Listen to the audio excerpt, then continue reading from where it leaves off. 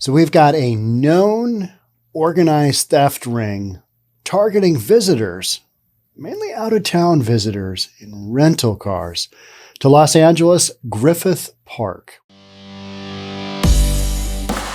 Why Griffith Park? It's the largest park in the United States. It's 4,210 acres, that's a monster park. I mean, this has got the Hollywood sign. It's got an observatory. You got golf courses. You got hiking. You've got horseback riding. I was doing a little bit of Google searching, and are there bobcats in Griffith Park? Yeah, there's all kinds of wildlife. It's a massive forest park. It's abutting Santa Monica mountain area. So, it's a big area, but an organized theft ring is going after one of the most concentrated parking areas. That's what we're talking about right now. And where they're coming from, I think you won't be surprised. Let's get into it. So an organized theft rings from Northern California are targeting the vehicles of tourists and other visitors at Los Angeles Griffith Park, the sprawling urban wilderness that is home to some of the city's most famous attractions. You'll see people walking around, shooting video, and there's just all kinds of people running around, right? It's a huge area. Thieves break into vehicles, particularly rental cars. This is a thing. It's a thing. You go to Hawaii, it's a known thing because the locals there are like, all right, that's a rental car. They probably got some stuff in the trunk. And when you're out running around and you're doing the LA thing and you want to go to the park, but maybe you're going somewhere afterwards. All right, where do I leave my stuff? I want to bring some stuff because we're going to need it here, but not so much here. Well, let's just put it in the trunk of the car. Not a good call, right? These cars are just getting broken into. So thieves break into the vehicles, particularly rental cars, in the most popular areas of the park and take off with valuables in seconds. Los Angeles police officials told they held a press conference Tuesday in front of the iconic triple-domed Griffith Observatory.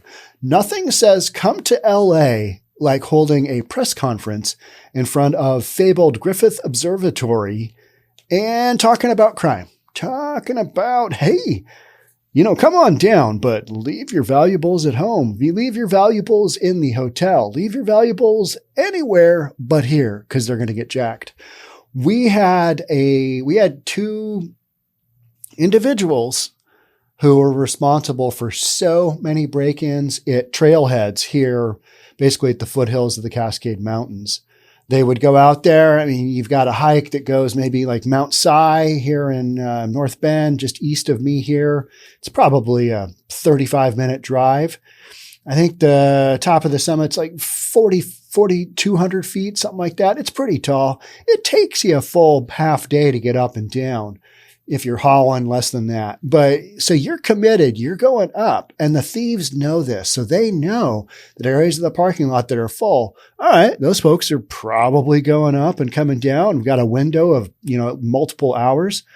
Why wouldn't they just, bash out some windows? And that's what they do. They bash out the window and grab whatever they see as visible. Don't even work on the trunks because why bother that? Sometimes you'll see them pop the trunk and, get back there, but it's usually just a one-time smash and grab. And then you do that to as many cars as they feel comfortable.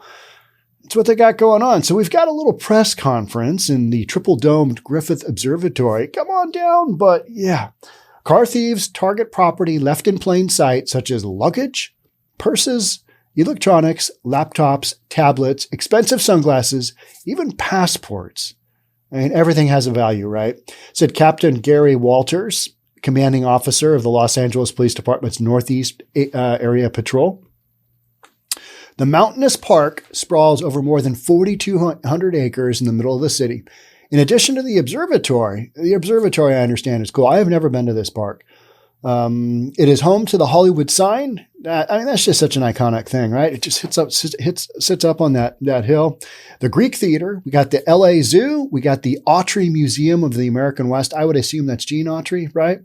The Travel Town Railroad Museum and the LA Equestrian Center. Daily visitors include hikers, joggers, and bicyclists. He's got a ton of people coming in and out. And these thieves know people are bringing stuff, right? And they're just going after that stuff. I mean, it's easy pickings. I've got a couple of fruit trees in my backyard, and literally picking the low fruit right now. I don't know what I'm going to do. I've got hundreds of apples. Yeah, apple pie for days, I guess. I'm literally giving it away. Hey, neighbors, come over, pick my apples. They're not real big. They're kind of smaller ones, but I guess they'd probably be good for baking. But yeah, these thieves are picking that low-hung fruit. My branches are so laden down with fruit. Yeah. Detective Michael Ventura said some of the thieves are local, but surveillance camera footage of license plates shows that many are organized groups that use rental cars to drive down from Northern California to Griffith Park. So are they coming from San Fran? What's the purpose of your rental car today? Well, we're just going to go to Griffith Park and look around and see what's good down there. Okay, there you go. Here's the keys. Bring it back with a full tank of gas. Ventura said his department has primarily been sharing information about the crimes with authorities in San Francisco and Oakland. San Fran, right? So what can we deduce from this? Probably gangs. Probably gang members coming down because they are making a haul. Somebody's going to get popped going to and from, right? With something. You know, they've got some stolen guns in there, all those stolen goods on the way back. Somebody's going to get popped. In particular, the thieves look for rental cars that can easily be identified by markings the rental companies use to scan vehicles going in and out of their lots, Ventura said. Yeah, you do a rental car today, and you walk through the airport rental car lot area, and you've got that deal where they just tell you where to go, and there's a set of keys in the car, and you're like, this just feels weird. I want to have my keys handed to me. That whole rental thing now is just weird. But one of the things I always do is I just don't leave anything in the car. And anything that I leave in the car, I kind of mentally go, all right, that's going to be stolen.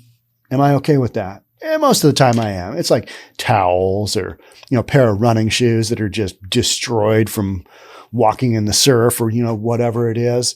But these guys, it's so easy to pick out. My point is, it's so easy to pick out a rental car, right?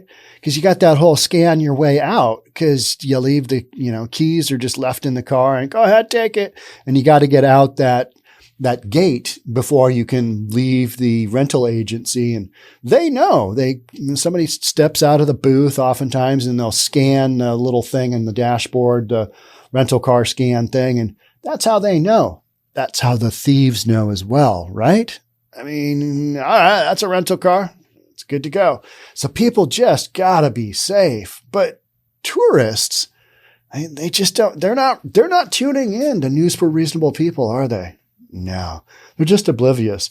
I have so many people that I'll see posts and things about don't go to Portland, it's horrible. And then you'll see posts on people that just don't pay attention. Hey, I want to go eat in downtown Portland. Can you recommend some really good restaurants? I just want to walk around and see what's going on. And I'm like, okay, well, good luck with that. Maybe do a little bit of research. Same thing when you're a tourist. Do a quick Google search. Maybe you'll come up with this video and you won't leave your stuff in the trunk of your rental car. So the police guy, he urges visitors to leave their valuables at their lodging or lock them out of sight in the trunk of their car. Yeah, that's not bad advice, but oftentimes you've got a trunk release that, from the front of the car, from the front seat, the driver's seat, you just hit a little button and it opens up. Or you just take a screwdriver, pop that rear lock, get in there. I mean, it doesn't take all that long. That's a longer approach. But I've had that happen in my car in Hawaii. Somebody just takes a hammer and a big screwdriver and just boom, knocks the lock out. And then you're like, yeah, can you fix my car? And usually they'll trade it in on one that doesn't have such a missing lock hole on the trunk. But yeah, this is what they're saying to do. Either leave them at home or put them in your trunk. Or how about this? Just don't bring stuff that might get stolen. But again, I know that's a hard thing to do, but when you're on vacation, you want to bring some stuff. My biggest thing is I always want to bring some extra camera gear because if just something crazy happens, say, what if another chop just pops up and I got to old man style it with my GoPro. I don't want to be without options. So no, it's you want to take a photo. You got a tripod, big enough tripod, cool stuff like that. Those opportunities do pop up, and you don't really want to think to yourself, okay, are my 14 GoPros going to get jacked here? But that's literally what you have to do with these, groups of gang organized crime running around, because they know that crime pays, and this is what we've got. So your windshield's been broken and your property's been taken. That's probably the fastest way to ruin somebody's vacation, he said. I would agree with that. And just the hassle of having to deal with the rental car. All right, this is on your insurance, right? Or did you take out the extra policy? No, I did not take out the extra policy. Yeah, maybe that's not the best call next time. Nothing says welcome to LA more than, hey, leave your stuff behind, because there's a high probability it's going to get jacked. Doing a live stream tomorrow, and the topic is there's billboards. I think it was in San Francisco and LA, in California, saying basically don't move to Texas because of that mass shooting in Texas that happened just not that long ago, right? And we're still going on, firing the police chief, mass shooting in the school. So yeah, you've got LA saying don't move there, but hey, come on in, leave your goods behind. Anything you don't want stolen, it's going to get jacked. You've got this double standard, but where else do you have a Hollywood sign? I mean, that's some epic, cool stuff. Last time I was in LA, I had my kids with me, and, we ran around. We did like Huntington Beach and Muscle Beach and all that cool stuff. Venice, before it got overrun with homelessness. I was watching, what's the show? It's a Netflix special. It's got Will Arnett in it. Flaked. It's a great show. I love that show. It's about a guy who he has wild stuff happen to him in Venice. But what was shocking to me is looking back on it is how few homelessness, issues they had there, because they were portraying a pretty clean Venice. A lot of the footage was like, that is clean. I mean, they either cleaned this up to shoot this over many, many years. I think that ran multiple seasons, or there just weren't as many issues. And that's basically the thing, is a lot of these areas in California just been overrun with stuff. And now it's gotten to their park systems where where you've got a ton of tourists coming in. And the real question, and it always comes down to this, is why wouldn't this be a thing? Because these criminals know there's a good chance they won't get caught. And even if they do, with the, limitations on dollar value of stolen goods, they're not going to get popped for much. Maybe a misdemeanor, maybe, but it sounds like we're coming down on this crime ring. If they know about it and they're having a press conference, all right, well, eyes are open for that. But there's a ton of this stuff going on because it's so easy to sell stuff on the secondary market now. The whole internet thing and just selling stuff in general is, it's a thing because you don't have the ability to prosecute, and the police don't have the ability to really do much about it.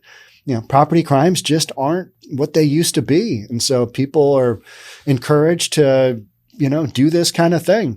I just got through this morning talking about that whole TikTok trend with the Kia cars and Hyundai cars.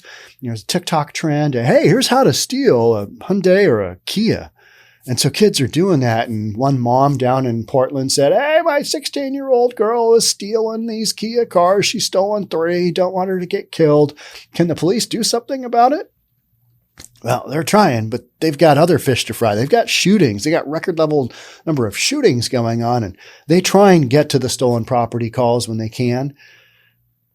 But they're, undermanned and overwhelmed. And you just can't do it. LA, they're just not going to be going after these folks. And so why wouldn't this be a concerted criminal enterprise coming from San Francisco. Let's go down there. Easy pickings. You got tourists all day long. You'd think they'd have them, and maybe they are already targeting the same types of things in San Francisco. But can you imagine how big the parking lot is down there? I mean, it's got to be mammoth, and there are multiple of them. And so you just run through. Yesterday, I was at a park doing a workout. You do outside workouts here in Seattle when the weather is good, which the weather is epic right now in Seattle. Do outside, go to a park, put your yoga mat down, take some dumbbells, take some kettlebells and resistance bands and go. But there was a police officer posted up in the parking lot, and I'd watched him just kind of looking around. They'd move a little bit, but they're looking for people jacking people's cars because there's a few hundred cars in the parking lot. It's a thing now. Break into people's cars anywhere in a big city where there's a bunch of them and just steal people's stuff. Just not like it was, that long ago. Somebody sent me in the comments, hey, wish we could go back 50 years in time. And I said, I'd settle for 25, right? I mean, 25 years ago, we didn't have this kind of nonsense. We had it on a lower scale, but we didn't have these organized crime groups because, you get caught doing that, you're going to do some time. Not anymore. And that's why this stuff is just proliferated so badly. So bottom line is, make that vote count if you want this stuff to change. About all you can do. Or you can talk about it on a ridiculous podcast. That's where I sit. Thanks so much for being here. We'll catch up soon on the next one. Bye for now.